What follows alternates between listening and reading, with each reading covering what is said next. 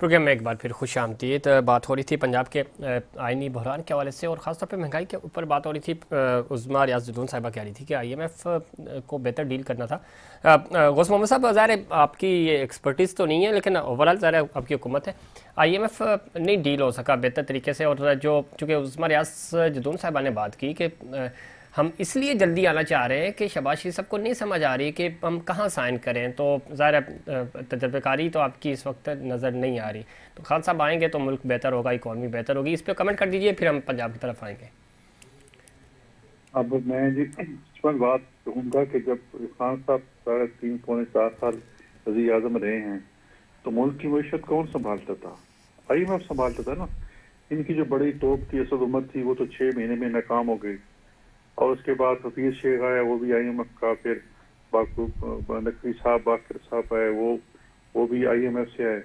और इनकी जितनी सारी टीम थी, कोई वर्ल्ड बैंक का आया था, कोई एशियन बैंक से आया था, तो इनका तो कोई बंदा नहीं था उस करंट टीम में। ठीक। IMF ने उन्हें सारा IMF के हवाले कर दिया और IMF ने मुल्क की मईशत का कचूमा निकाल दिया।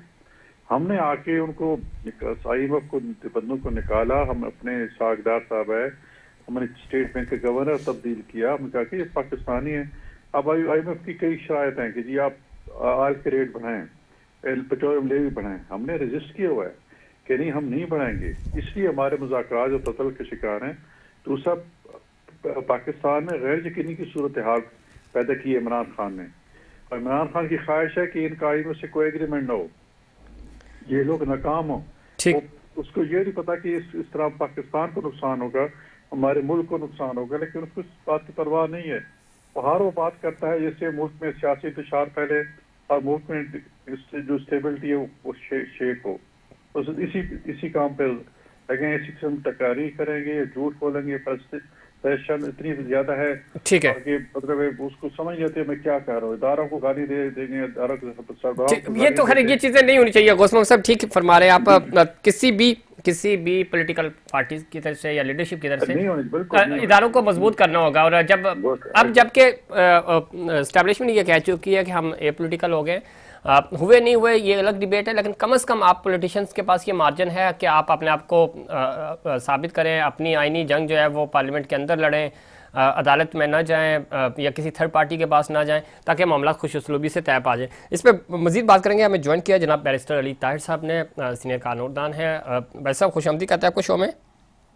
थैंक यू वेरी मच जफीर साहब। भाई साहब पिछले चूँकि कई दिनों से पहले तो तहरीक अदम पे आपकी राय लेते थे, अब पंजाब असम्बली अगेन मामला जो है वो अदालत में जाता हुआ नज़र आ रहा है। क्या समझते हैं आप? चूँकि कुछ समझ नहीं आ रही, हुकूमत वफाकी हुकूमत अलग दावे कर रही है और पंजाब हुकूमत ये कह रही है कि CM ज़ाहिर बरकरार रहेंगे और असम्बलियाँ तहलील भी होंगी। आप लीगल ओपिनियन आपका क्या है इस वक्त?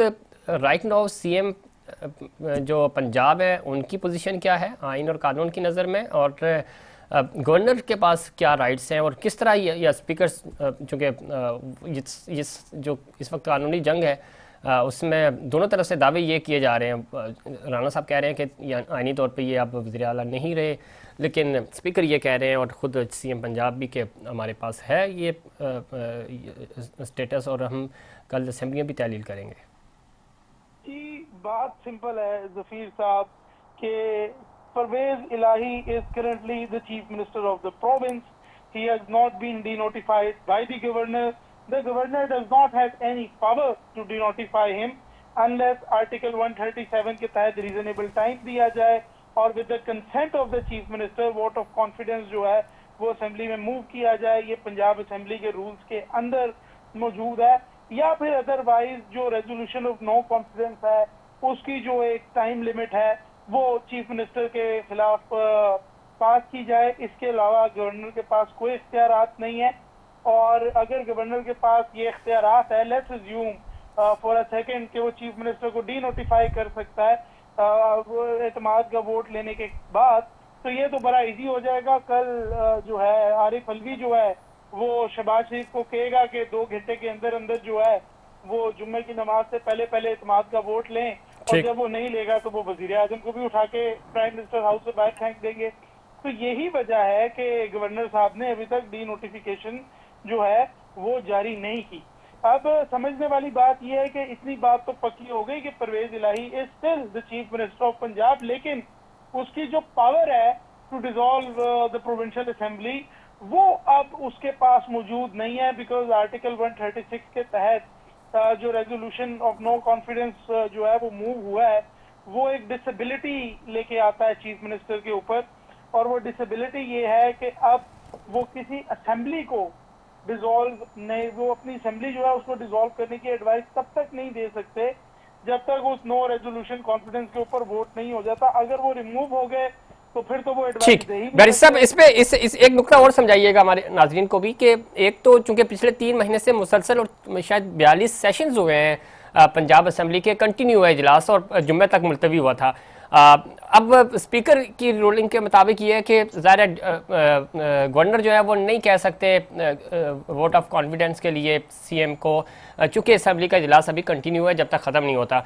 इस पे लीगल पॉइंट ऑफ व्यू आपका क्या है और क्या स्टेटस बनता है, चूंकि स्पीकर कल अगर असेंबली का इजलास होता है तो उसके बाद वो वोट ऑफ कॉन्फिडेंस की तरफ जाएंगे जो कहा गया, या आप वोट ऑफ नो कॉन्फिडेंस की जो करारदाद है उसको कैरी फॉरवर्ड किया जाएगा?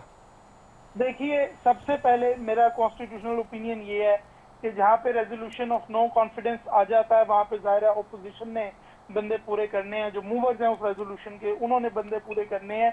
उसकी कॉन्स्टिट्यूशनल एक टाइम लिमिट भी है और वो फार सुपीरियर भी है गवर्नर की पावर से 137 की। तो सबसे पहले तो वोटिंग होगी जी उस नो रेजोल्यूशन कॉन्फिडेंस के ऊपर, और फिर गवर्नर साहब अगर कोई बारी आएगी तो गवर्नर साहब की बारी आएगी।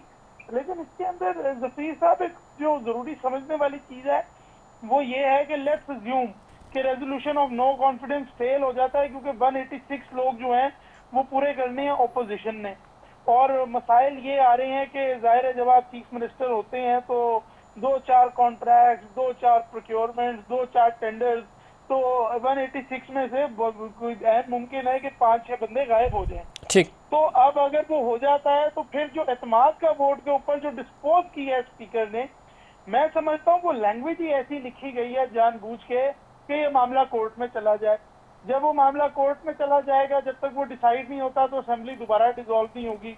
तो मुझे तो जो नजर आ रहा है, मुझे ये नजर आ रहा है कि पिछली आए के अपने ही लोग हैं जो एग्री नहीं करते खान साहब के डिसीजन से असेंबलियां डिसॉल्व करने की, और लिहाजा इसी वजह से इस तरह की हरकतें कर रहे हैं कि असेंबली डिसॉल्व ही ना हो। यानी ये मशवरा आप देखिए ना, शुरू से ही किसने दिया था कि असेंबलियां डिसॉल्व करने के बजाय आप कहें कि ये मेरे जो 2 चीफ मिनिस्टर साथ हैं ये समरियां भेज के आए हैं, आपने ऑपोजिशन को ये मौका दिया कि वो आए और बीच में खलल पैदा करे। ठीक है, तो मुझे तो ये नजर आ रहा है, मुझे असेंबली डिसॉल्व होती हुई नजर नहीं आ रही। दिसंबर तो चला गया जफीर साहब, दिसंबर तो गया, मुझे असेंबलियां जनवरी में भी डिसॉल्व होती हुई नजर नहीं। ठीक है, भाई साहब आखिरी पॉइंट, फिर मैं उस्मा साहिबा की तरफ जाऊंगा। कल इस वक्त तक का पंजाब असेंबली का क्या स्टेटस होगा? सीएम पंजाब परवेज इलाही साहब ही होंगे और मामला जो है वो कोर्ट की तरफ जा चुके होंगे, या कोई आपको लगता है कि इससे पहले कोई आईनी हल निकल आएगा? देखिए, मैं समझता हूँ कि फिलहाल जो कॉन्स्टिट्यूशनल क्राइसिस है वो थियोरेटिकल इन नेचर है, वो प्रैक्टिकल इन नेचर नहीं है। अच्छा, अभी तक तो परवेज इलाही जो है वो सूबे को चला रहा है, और अब जाहिर है रेजोल्यूशन ऑफ नो कॉन्फिडेंस के अंदर एक टाइम लिमिट है आइन के अंदर कि भाई 3 दिन से पहले नहीं हो सकता, 7 दिन के बाद नहीं हो सकता, बीच में 4 दिन है, 4 दिन के बीच में स्पीकर ने कराना है। स्पीकर उसको मुझे 100% पता है कि आखिरी दिन तक लेके जाएगा, क्योंकि स्पीकर की अपनी ये कोशिश है कि असेंबली डिसॉल्व ना हो। ठीक है भाई साहब, आपका पॉइंट आ गया। उस्मा रियाज जदून साहब, फिर बारी आएगी जी, फिर सिर्फ आखिरी बात मैं कर लूँ जफीर प्लीज, फिर बारी आएगी एतमाद के वोट की। जो गवर्नर है कि कोर्ट कहेगी कि एतमाद का वोट ले, और फिर उसके बाद की असेंबलियां डिसॉल्व होने की बात आएगी, जनवरी निकल चुका होगा। तो आप ये समझ लें अभी तो गांव बसा ही नहीं है, फिर कब लुटेरे आएंगे, मामला बड़ा लंबा हो गया। चले ठीक है ठीक हो गया। उस्मा रियाज जदून साहिबा, एक नुक्ता जो अभी बैरिस्टर साहब ने भी उठाया और बहुत सारा ये डिस्कस भी हो रहा है कि आपके अपने ही लोग, और ख़ास तौर पे सीएम पंजाब परवेज इलाही साहब ही नहीं चाह रहे थे, और ज़ाहिर उन्होंने खान साहब की बात भी रखी और उन्होंने मशवरा भी यही दिया कि 1 हफ्ते के बाद असेंबलियां तहलील होंगी, जब तक थोड़ा सा माहौल बन जाएगा। इसको प्रोलॉन्ग करने का मकसद ये था कि 2, 2.5, 3 महीने गुजर जाएंगे, उसके बाद वैसे भी मुद्दत तकरीबन ख़त्म होने को आ जाएगी। तो ये आपका टैक्टिस था, उसी को फॉलो किया गया, आप नहीं चाह रहे थे कि असम्बलियाँ तहलील हों, और आपकी तरफ से जो दिसंबर की एक शिक रखी गई थी खान साहब की तरफ से, वो बात भी पूरी हो जाती कि देखें हम तो असम्बली तहलील करना चाह रहे थे, लेकिन ये 4-6 नुक्ते आ गए दरमियान में। लेकिन जी इस वक्त आगे जो भी काम होगा, जाहिर है आइन को देख के, कानून को देख के खान साहब लेके चलेंगे, और आइन और कानून के तहत ही सारी चीजें लेकर जाई जाएंगी। और हमारे भी लीगल एक्सपर्ट्स जितने भी हैं, आईनी एक्सपर्ट्स जितने भी हैं, वो सब बैठे हुए हैं और इसके ऊपर बैठ के बातचीत हो रही है।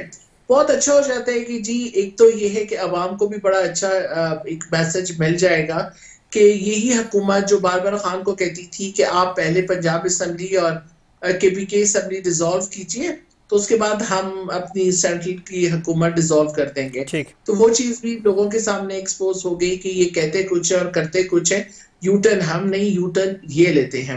और दूसरी सबसे बड़ी बात जो है, अभी आपने पंजाब असम्बली की बात की, देखिए खान के जो भी फैसले हैं इस सब बिल्कुल उनके अपने पर्सनल फैसले हैं, और जो उनकी किचन कैबिनेट है उसमें भी उस चीज का जिक्र नहीं किया जाता। जिस तरह से आप देख रहे हैं, जिस तरह से बगिंग हो रही है, पीएम हाउस बग था, इसी तरह से बाकी तो आज भी आपने देखा कि जमान पार्क के अंदर खान साहब के घर के अंदर डीबगिंग का काम हो रहा था कि जी वहां पे इस तरह से कुछ। तो बात यह है कि सर जो भी खान के फैसले हैं वो बिल्कुल उनके अपने तक है, और वो उन फैसलों को अपनी जात तक ही रखते हैं। आखिर में आप समझती हैं तो उसकी अनाउंसमेंट करते हैं। जी देखें, लेकिन एक चीज जो मुझे फील होती है, मैं ये भी देख रही हूँ कि खान साहब जिस वक्त 9 अप्रैल की रात निकल कर आए थे और उन्होंने कहा था कोई रह तो नहीं गया, तो ये मौका भी है इस वक्त देखने का कि कोई रह तो नहीं गया, कि इस कौन खान साहब के साथ और कौन खान के अगेंस्ट है।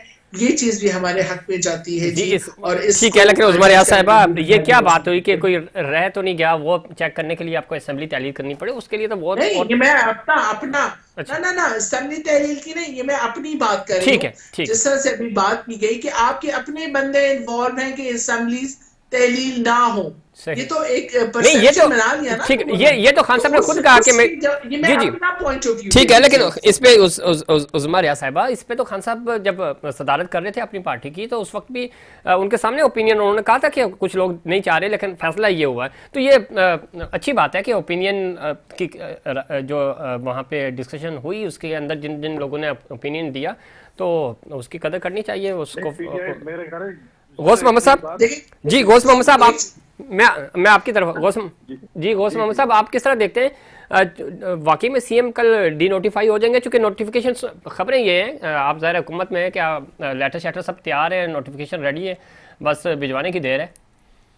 बिल्कुल, आपकी बात बिल्कुल ठीक है, और इंशाल्लाह मुझे आज रात सुबह तक ये नोटिफिकेशन इशू हो जाएगा और ये डीनोटिफाई हो जाएंगे और अदम एतमाद की जरूरत ही नहीं पेश आएगी।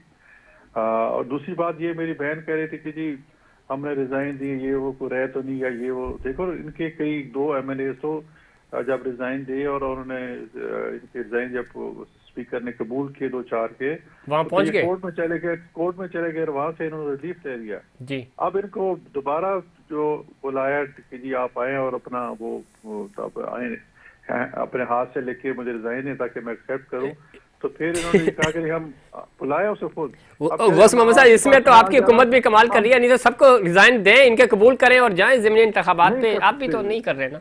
नहीं, देखो, एक तरीका कार होता है, मैं स्पीकर जब तक हाथ से लिखा हो रिजाइन न हो, खुद तस्दीक ना करे, स्पीकर कैसे रिजाइन हो सकता है? सर स्पीकर नोटिस भेजे ना, स्पीकर नोटिस भेज सकता है, चूंकि मुराद तो ले रहे हैं ये सब लोग ले रहे हैं, तो अगर रिजाइन देना चाहिए, इसका मतलब नहीं जी, बिल्कुल नहीं, कोई बात नहीं ले रहे हैं ज़फीर। अच्छा, भी ले रहे हैं, ठीक है, ठीक नहीं, वो कह रही है उस्मा साहिबा कि नहीं हमने कोई सैलरी नहीं दे रहे। बिल्कुल नहीं, हम कोई तनख्वाह नहीं ले रहे, हमने अप्रैल की तनख्वाह ली है, उसके बाद कोई हमारी तनख्वाह नहीं है, कोई हमारा क्यों नहीं ले रहे। हाँ बिल्कुल, हम पार्लियामेंट लॉजिस के अंदर मौजूद है, लेकिन उसका भी बाकायदा कानून है कि जब तक आपकी जो भी आपका होता है उसके ऊपर जब तक कोई नया MLA नहीं आता तब तक आप वो लॉजिस रख सकते हैं। अदरवाइज कोई ये पीटीआई का एमएलए ठीक है, लेकिन कोई भी उस्मा साहिबा इखलाकी तौर पे वो भी छोड़ देना चाहिए ना, वैसे रहना तो नहीं छोड़ चाहिए। देना चाहिए। आपकी बात ठीक है। तौर पे तो पीटीएम को भी नहीं बैठना चाहिए जी। इखलाकी तौर पे तो जब खान साहब ने बाई इलेक्शन में अकेले सारे मुल्क के लोगों के वोट लिए तो इखलाकी तौर पे तो पीटीएम को भी नहीं बैठना चाहिए था। ये पॉइंट तो खैर है आपका ये पॉइंट वैलिड है। इखलाकी तौर पे 2018 की असेंबलीज को इस मैंडेट को ही सिलेक्टेड मैंडेट कहा जाता था, नहीं जाना चाहिए था। लेकिन इखलाकियात कहाँ है, यहाँ तो बस जो चीज़ मिल जाए उसको एंजॉय किया जाता है। गौस मोहम्मद साहब ये जाते आते गौस मोहम्मद साहब जाते आते ये बता दीजिएगा। देखो, जी शुरू से कह रहे थे कि ये इलेक्शन गलत है, रखे हुए हैं, हम असेंबली में नहीं जा रहे, हम तनख्वाहें नहीं ले रहे, हम असेंबली अच्छा, में नहीं जा रहे। मैं वेरीफाई करता हूँ। उस्मा जी प्लीज ये जरा कंप्लीट करने देना गौस मोहम्मद साहब को। उस्मा ठहर जाए, उस्मा ठहर जाए। तो ऐसी बातें उस्मा साहबा करेंगे ना, मेरी बात सुने, इन्हें तो अपनी उस्मा साहबा मेरी बात सुने। उस्मा रियाज साहब थोड़ा सा हौसला, 10 सेकंड दे दें गौस मोहम्मद साहब को। अरे 10 सेकंड दे दें, 10 सेकंड। हाँ जी जी गौस मोहम्मद साहब। जब ये साबिक army chief general Qamar Javed Bajwa ने अपनी कुछ साथियों को ये खुल के बात कही कि हमने उसको इक़्तिदार में इमरान खान को ले आए जी, और मतलब ये स्टेटमेंट हमारी तरफ से भी है, और ये इसहाक डार साहब ने कहा है कि हमने आपसे ज्यादती की है। फैज अली साहब मेरे पास आए थे और मैं और मेरे पास इस पे शर्मिंदा हैं। इस चर्चा सारे रिकॉर्ड पे हैं। ठीक। और ये चीजें उस्मा साहबा को पता है कि वो उनको एक मतलब आरटीएस बुला करके ले उनको तस्लीम किया है। ठीक, लेकिन गौस मोहम्मद साहब ये कह रहे हैं कि 18 का मैंडेट जब चोरी शुदा था या वो टेम्पर्ड शुदा था तो आपको उस मैंडेट के ऊपर अपना वज़ीर आज़म नहीं लाना चाहिए था, फ्रेश की तरफ जाते। हाँ अच्छा, मैं इस बात हूँ, एक स्टेज ऐसी आई कि हमारे पास दो ऑप्शन थे कि हम रियासत बचाएं या सियासत बचाएं। अब मेरा मतलब है हम तो चाहते थे कि ये इतना 3.5-4 साल में गंद घोला है, 1 साल और करे और आपने केसेस बचाए। केसेस की बात नहीं, हमने पाकिस्तान बचाया, हमने पाकिस्तान की मीशत बचाया। हमें तो एस्टैब्लिशमेंट की तरफ से कहा कि जी चले जी, प्रोग्राम का वक्त खत्म हो गया। तीनों मेहमानों का बहुत शुक्रिया। लेकिन रियासत बचनी चाहिए, पाकिस्तान बचना चाहिए तो तमाम जो पॉलिटिकल स्टेक होल्डर्स हैं, ज़ाहिर उनकी सियासत है और इस वक्त तमाम स्टेक होल्डर्स को वसी तर मफाद में पाकिस्तान के हक़ में फ़ैसले करने होंगे। और ये जो वक्ती बुरहान है इससे निपटने के लिए ज़रूरी है कि आप डायलॉग की तरफ आएँ, जो कि पिछले दिनों से हम देख रहे थे कि बड़ा अच्छा मोमेंटम बन गया था। उस मोमेंटम को आगे लेके चलना होगा। ये था हमारा आज का प्रोग्राम। उम्मीद करता हूँ दीगर प्रोग्राम्स की तरह आज का प्रोग्राम भी आपको पसंद आएगा। मुझे और इनसाइड पाकिस्तान की पूरी टीम को दीजिए इजाज़त। अल्लाह निगहबान।